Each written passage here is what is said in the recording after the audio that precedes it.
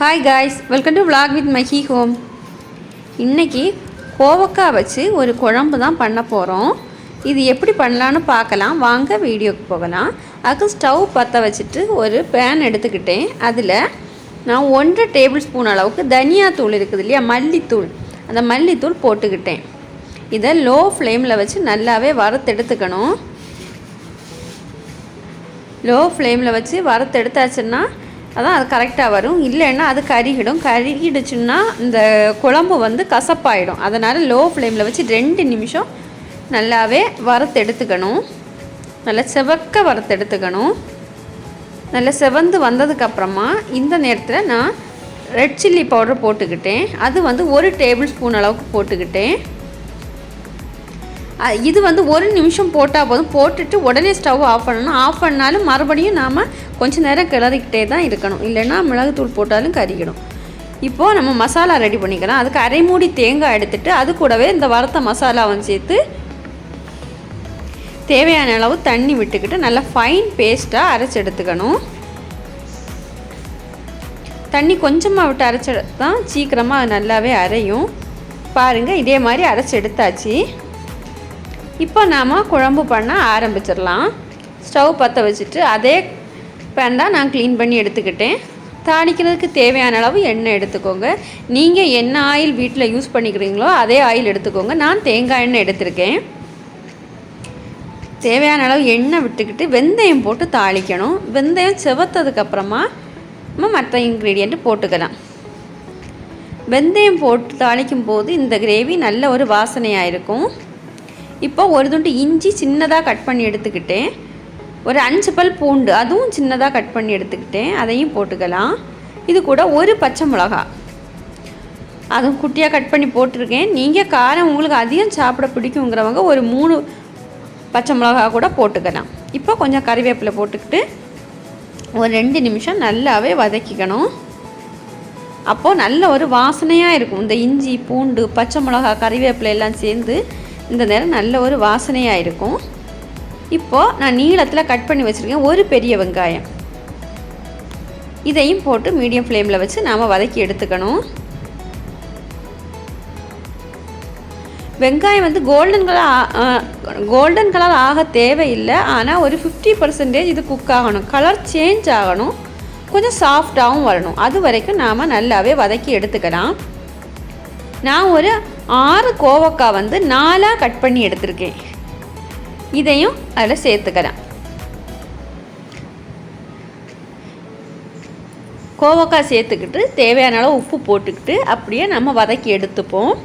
இந்த கோவக்காய் வதங்கிறதுக்கு கொஞ்சம் நேரமாகும். அதனால் 5 நிமிஷம் ஃபுல்லாகவே நாம் அதை வதக்கிக்கணும். ஏன்னா நம்ம பெரிய துண்டுகளாக எல்லாம் போட்டிருக்கோம். அதனால் ஏன் பெரிய துண்டுகள்னால் கிரேவியிலேருந்து இதை எடுத்து ஒவ்வொன்றா சாப்பிடும்போது நல்ல ஒரு டேஸ்ட்டாக இருக்கும். அதனால தான் இது கொஞ்சம் பெரிய துண்டுகளாக நான் கட் பண்ணி எடுத்திருக்கேன்.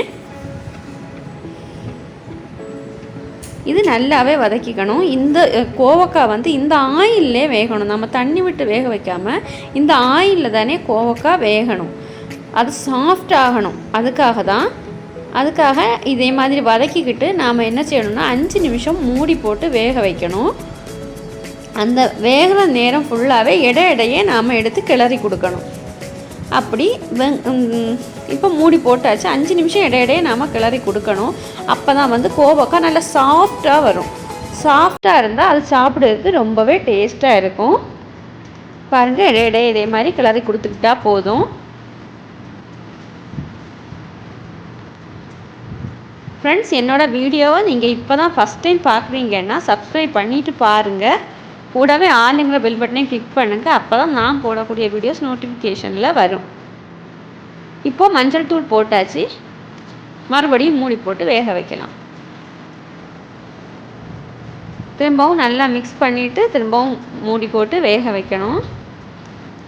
ஃப்ரெண்ட்ஸ், இந்த கிரேவி செய்கிறது நீங்களும் இதே மாதிரி செய்து பார்த்துட்டு எனக்கு கமெண்ட்ஸில் சொல்லுங்கள். அதே மாதிரி வீடியோ பிடிச்சிருந்துச்சுன்னா லைக் பண்ணுங்கள். ஃப்ரெண்ட்ஸ் அண்ட் ஃபேமிலிக்கு ஷேர் பண்ணுங்கள். இந்த கிரேவி வந்து சாதத்தோட, தோசை கூட, இட்லி கூட எல்லாமே சாப்பிட்றதுக்கு ரொம்பவே அட்டகாசமாக இருக்கும்.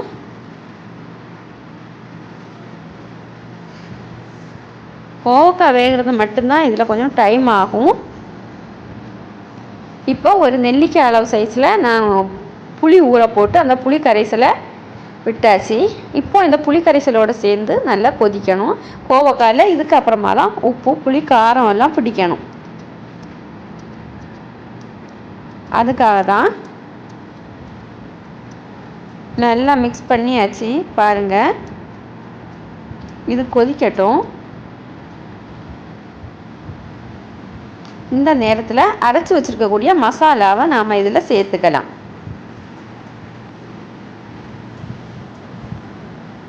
மசாலாவை சேர்த்து நல்லா மிக்ஸ் பண்ணிக்கணும்.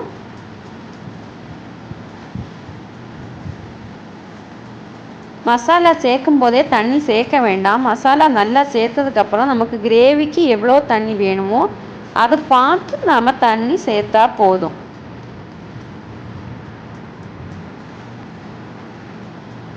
அதே மாதிரி நம்ம சாதத்தோடு விடுறதுக்குள்ளே தண்ணியை விடையும் கொஞ்சம் ஒரு 1/4 பங்கு தண்ணி கூட அதிகமாக சேர்த்துக்கணும். ஏன்னாக்கா அந்த கிரேவி வந்து இனியும் நல்லா கொதிக்க வைக்கும்போது திக்காகும் இல்லையா, அதனால் 1/4 டம்ளர் தண்ணி கூட விட்டுக்கணும்.